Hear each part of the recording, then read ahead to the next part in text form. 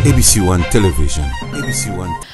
ABC One, c'est Jésus-Christ qui est le number one. Bande ko balandi ya émission tolobela mboka Congo na pesi bino mbote bisikano sezwami bino tika ete kimia nzambe tata eingela o mabota mabino esengo penza ezali kati nanga po ete océan de la presse congolaise le londe mokolo abotama bino nyonso ba abonné ya 3W ABC One soki bomo tombelingai mobota mimalamu ekosalanga esengo penza pe na baebangai penza na lingaka mingi Sandra Nila na lingaka mingi penza mama Mboyo pe pona nini te la patrona de la ABC Chantal Ayao Rebecca vraiment binona Bianca na papa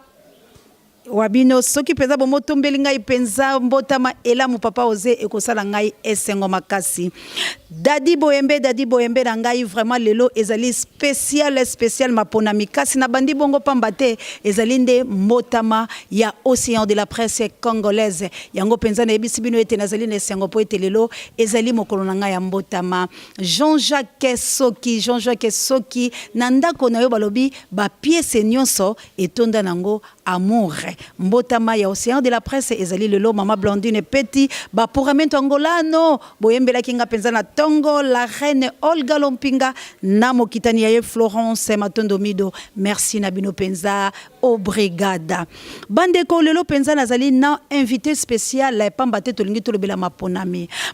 na RDC na yebisaki bino ete tokotika kolobela yango kaka soki maponami esalami pe mokonzi ya sika akitani na ebonga kasi lokola tozali komona ete badongolo miso leta moyini azali tango nyoso kosela biso mbilinga nde talatina tolobi lelo lisusu to beta sete tozali ko beta sete pamba te mwana mboka kone nanga la seni waye balobaki na biso ete to veiller makasi na calendrier électoral soki tomoni eloko moko esalami malamu te esengeli penza to ya na betando eke pona ko interpeller conscience wa bango ndetalatina émission ya mokolo mwalelo kasi invité wangai bokoye baye kasi yambola présenter bino penza invité yangai esengeli penza na pesa balandi minene ya 3W ABC One mbote pe bato basutenaka émission yangai na bandaki bango penza na joyeux anniversaire mais siko penza na pesa bango mbote bobo mesano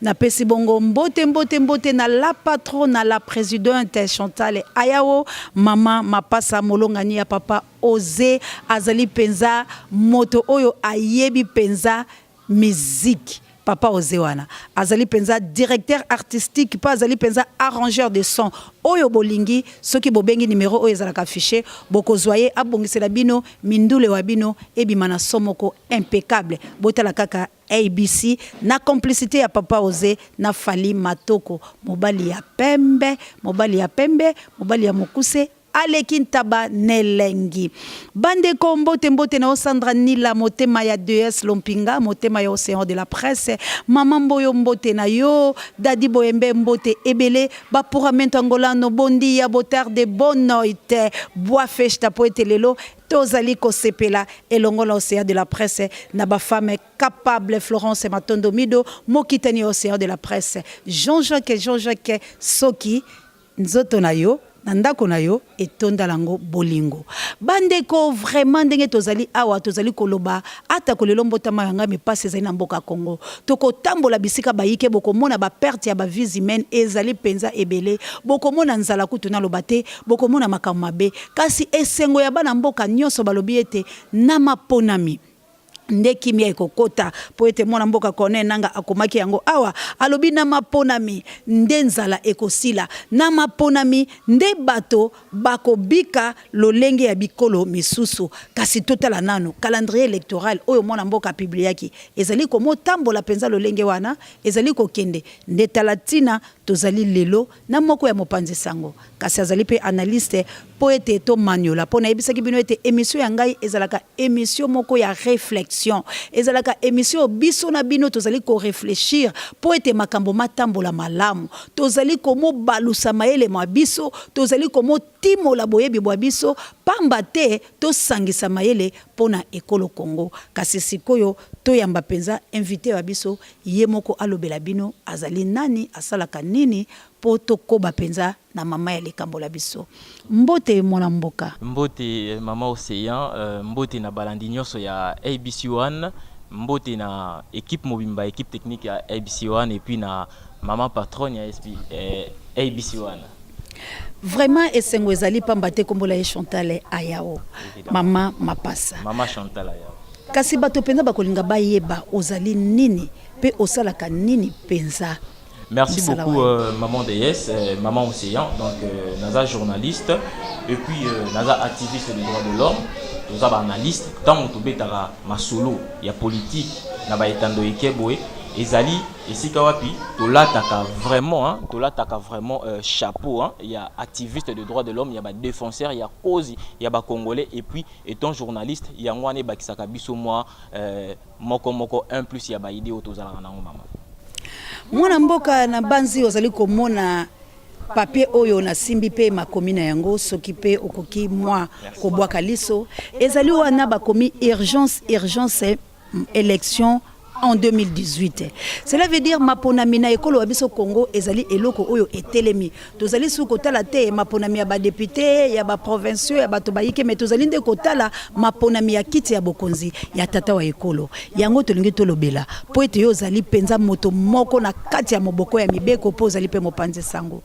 Banda penza mwana mboka kone nanga a publié calendrier électoral. Pe tokei na makambo nyonso oyo atangeli biso. Boni maye oya lobaki na biso ezali penza ko motambola malamu mapona mipenza ko kena tangola yango oya sengeli. Merci beaucoup pour la parole. Donc le loso ki tozali ko tala ndenge makambu mambi matali élection na kati ya mboka na biso ndenge ezali ko kenda tokoloba ete mwana mboka Corneille Nanga akomi ko perdre pédale, akomi ko perdre équilibre. Pona nini akomi ko perdre équilibre parce que Yemoko na calendrier électoral tango abimisaki yango azalaki na pression te azalaki poussé te abimisa calendrier électoral Yemoko a travaillé ki abimisi calendrier électoral. Alors na calendrier wana tomoni ba date oyo jusque là tozali ko comprendre te est-ce que ba date yango misusu eza respecté te pona nini ba date wana oyo Yemoko akomaki avandisaki équipe technique na ye ba expert pourquoi ba date misusu eza respecté te. Le loyo biso tozali ko raisonner sur élection biso peuple congolais mama tant nazali koloba biso nazali koloba yo ngai na bato bazali kotala biso ozala na mboka to pe libanda peuple congolais tozozela élection. Alors Yemoko na calendrier électoral alobaki ete enrôlement ya ba congolais de l'étranger Yemoko na calendrier électoral alobaki ete na juin dépôt ba candidature tozali déjà na mois de juin. Alors tozali komona ba manque il y a réalisation, il y a ba promesse nae. Alors le lobby so peuple congolais to se poser question oyo. Tozali komituna. Tango biso le loyo, tozali ko potana pona respect ya calendrier électoral. Ba msusu kuna ba koloba ote biso to bimisa dauphin, ote biso boy. Alors, est-ce que tozali koyeba o tozali ko sala parce que but na biso ezali d'abord pona makambo calendrier électoral, peuple congolais azali kolala. Peuple congolais a dit que là pourquoi le lot normalement dans le calendrier électoral a qui le 12 juin date il y a dépôt il y a traitement il y a candidature. C'est pourquoi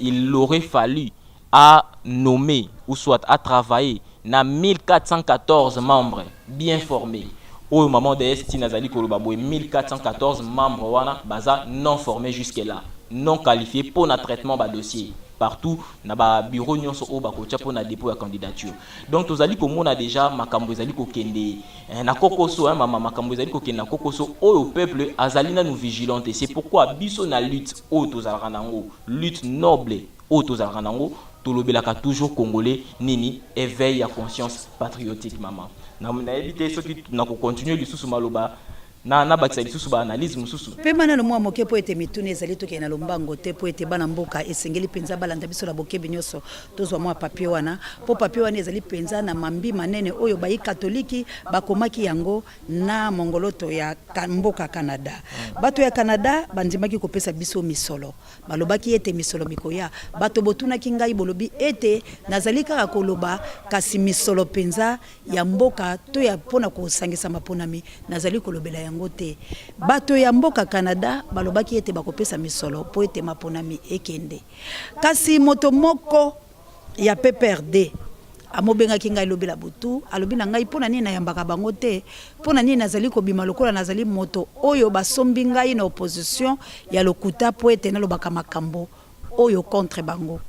papa na ngai penza nalingi koyebisa yo po etolobaki ngai nazali moto oyo basombi ngai te nazali mopanzi sango moto afutelaki nga classe azali te nazali orpheline de père et de mère na mitangisa penza la lombango mingi ngai moko pona biloko nalingaki kasi nalingi koloba ete bino nde bato bozali kosala mabe na debo to salaki biso mbalo yebi yango tika na yandola yo mwana mboka kone nanga azali na côté na bino mwana mboka kone nanga azali kotambola na gouvernement en place mwana mboka kone nanga azali kotambola te na population mwana mboka kone nanga azali l'état moyini pona ni balobi azali l'état moyini pamba te depuis janvier alakaki biso ete akotambwisa masini waye na ba province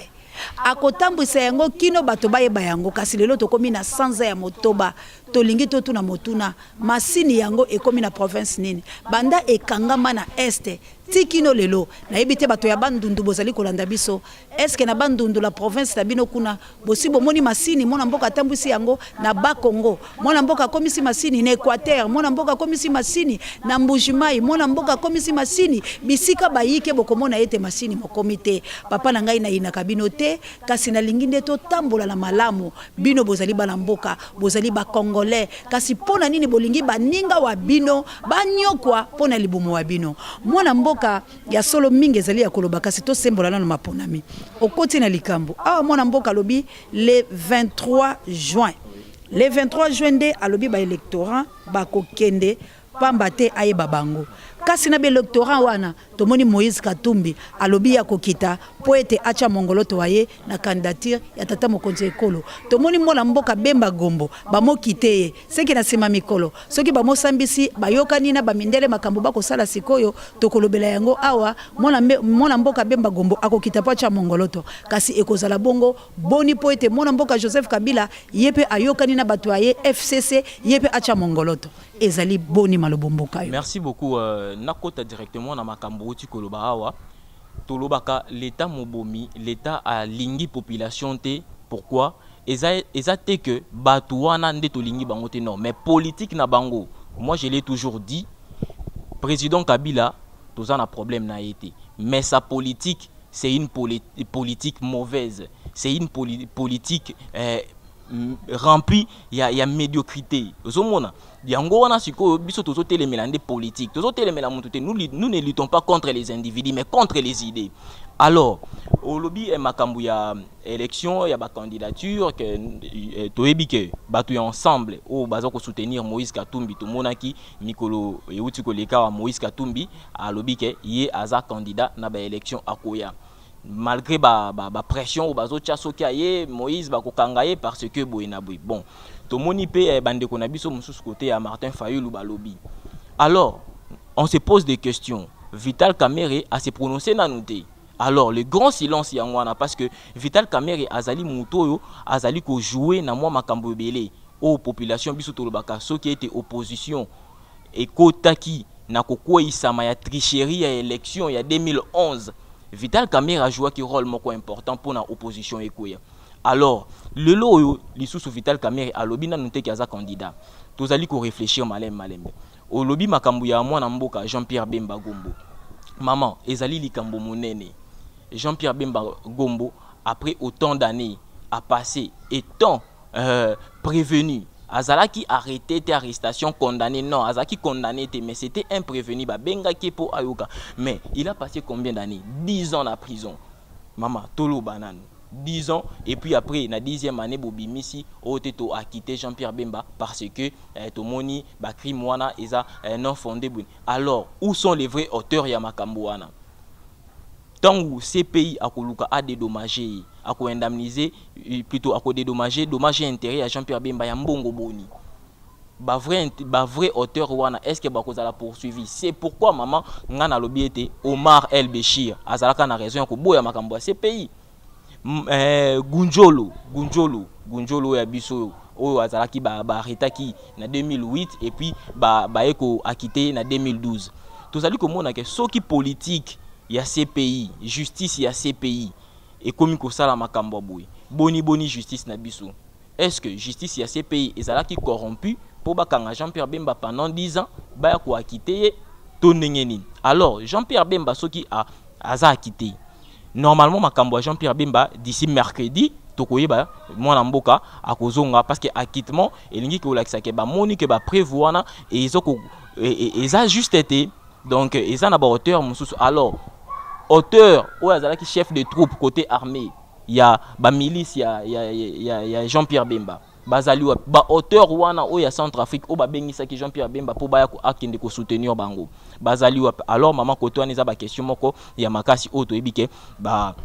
bato baza na ndaku baza pe maele bako yanola biso pour la candidature ya Jean-Pierre Bemba na koti siko côté wana. Jean-Pierre Bemba 10 ans en prison sokaye à cause de la candidat, oui, mais to moni déjà na politique oyo ezali ko salema awa balobi ete Jean-Pierre Bemba abomisa ka bato na 2006-2007, mais oyo bango bazo bomisa tous les jours mama. Ngana yo tozalaka na matanga Rossi Chimanga, ngana yo toyebi combien de bato bakenda, ngana yo tokendaki ko célébrer messe oya Floribert Chebeya, toyebi combien de personnes oyo bakei na politique wana. Alors Jean-Pierre Bemba soki akozala ki toko ka pe nyongo je ko kufi to pas na bomo toyebi te toko vérifier. Oui, en tout cas pona Jekoko nazana ba image, je ne sais pas ce qui peut permettre ngana pesa bino ba image o bomona, mais décision uti koko ya ke caméra ekota lisusu na makala te. Donc décision quoi, donc ce qui na makala OK visite au tiki téléphone sac nyonso parfait nyonso tiki au kotika kando au koti bongo na jeton. Donc wana ezali décision mais tozali pe de cœur na mwana mboka Jekoko Mulumba parce qu'il a commis na état moko ya bien ti. Alors pour na Jean-Pierre Bemba pour na suki sawana na monike Jean-Pierre Bemba selon politique occidentale parce que tozakaka na seya ba impérialiste mama impérialiste azo diriger biso malgré à distance esclavagisme ezo continuer. Alors Jean-Pierre Bemba soki akoya akozala adversaire de taille, bien que Joseph Kabila président na biso azali en place azali ko sala entre guillemets a comme autorité morale ya ba José Makila jadis José Makila to yebi lutte na e to bengana munguna to bengana e to yebi ba propos José Makila ba Bruno Chibala tout le monde wana ba mwana mboka oyo ya lemba awa lisanga bonganga to yebi bango nyonso na clique wana lelo bino boza ba opposant bokei na gouvernement autorité morale na bino Joseph Kabila mais to nito sakana banane. Alors yé non seulement za autorité morale ya FCC aza pe autorité morale ya MP, donc yé moko azo jouer. Mais pourquoi ba démagogie politicienne, pourquoi ba médiocrité politicienne, pourquoi ba makambo wana yoso tozali komona ke irresponsabilité ya classe politique na biso. C'est pourquoi biso ba activiste ba analyste tout bakaete na classe na biso na politique na biso nous n'avons pas de politiciens oyo baza aguerris, ba politiciens oyo baza capables.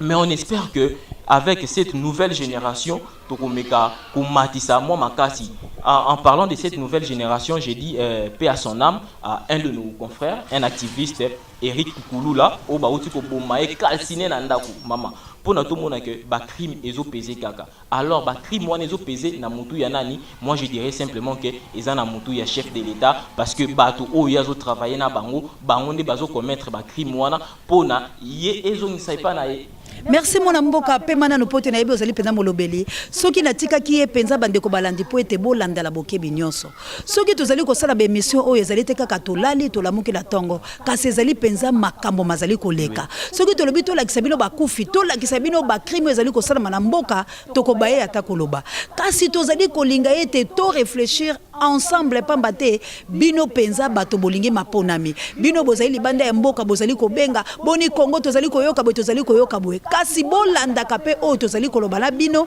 to kritikaka ensemble bo benga kape bo pesa ka ba projet na bino bozala kaka bato ya kolobaka lobaka te pour la ba sentiment na bino okoyoka lika moko be gouvernement lobi Moïse Katumbi azali étranger yo fingi Moïse Katumbi Bemba azali étranger ofingi Bemba Jekoko étranger ofingi donc bozali ba sentimentaliste mais kasi bozali kolinga penza ko luka penza ko vérifier ndenge bino moko bolobaka te boye ba source s'il vous plaît ana kati telimbi ça vraiment parce que on invité ngana émission en parlant de Moïse Katumbi étranger, je ne sais pas ce qui régit au balancer les biseaux images à photo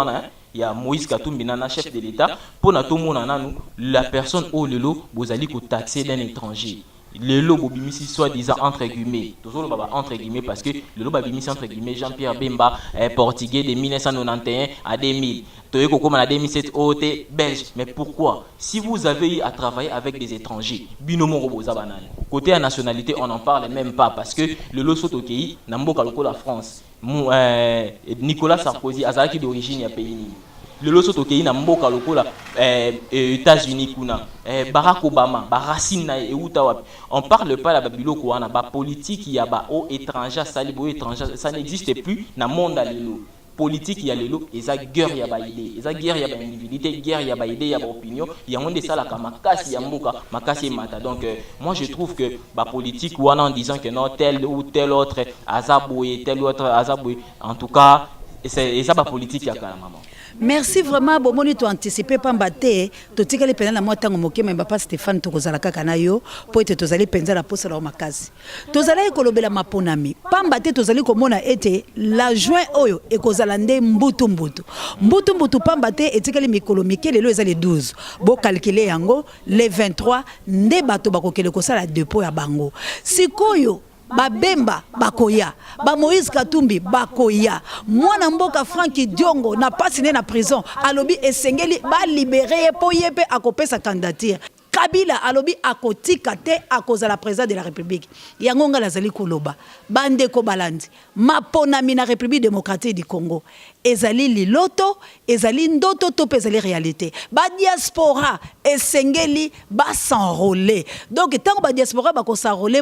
merci na yope fali matoko na ko pesa biso penza moi ntango mibale oyo bakiseli biso na sima yango nga pote to sito lekisaki pona nini tozali koloba boye tozali koloba pamba te échange ya ba idée oyo ezali poete yo mwana mboka olamuka longwa kati na boumbu tolinga ko pesa ba kolon abiso maloba oyo balobaka la biso te to mona lokola bangonde balakela biso mabete biso leso tozali bato ya nzambe nde azali kati na biso lolenge balobaka na biso ete après indépendance ça sera toujours avant indépendance te to boya to kata balien wana botelemela yango congolais mwana mboka belge asala biso mabe kasi lokola Lumumba alitaka en bien ou en mal ndenge bino bato mayele bolobaka yakobo sombi tozwa penza bonsombi wa biso to bunda yango ba occidentaux tozali kobelela Macron yondo bengaki ba 9 pays frontaliers wa biso tozali penza ko senge pai na yo soki ya solo bozali penza koyoka pasi ya ekolo Congo oyo tonda nkita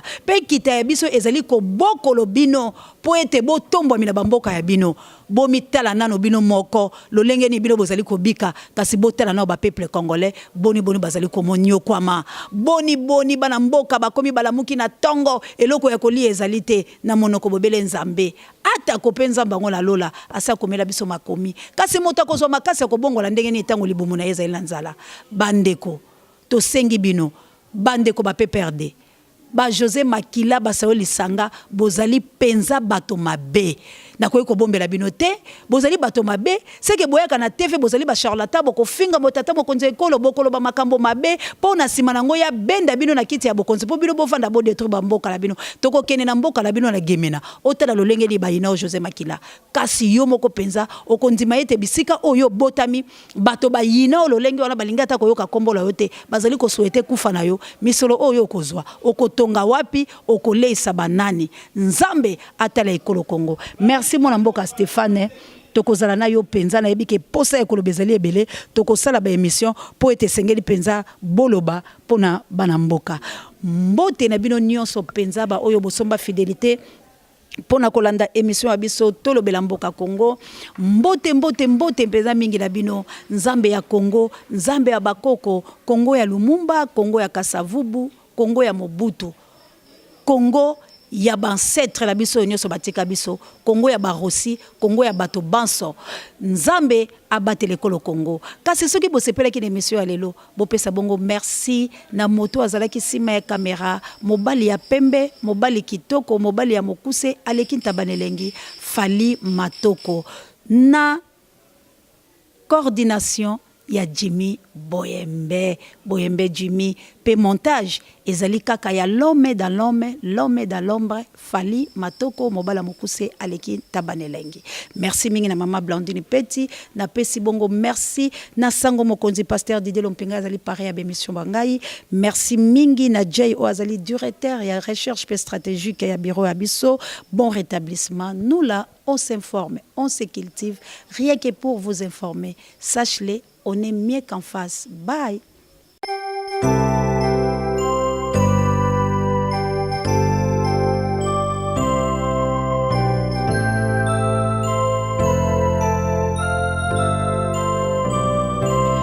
Joyeux anniversaire, acceptez de bon cœur mes vœux les plus sincères de joie et de bonheur. Joyeux anniversaire, acceptez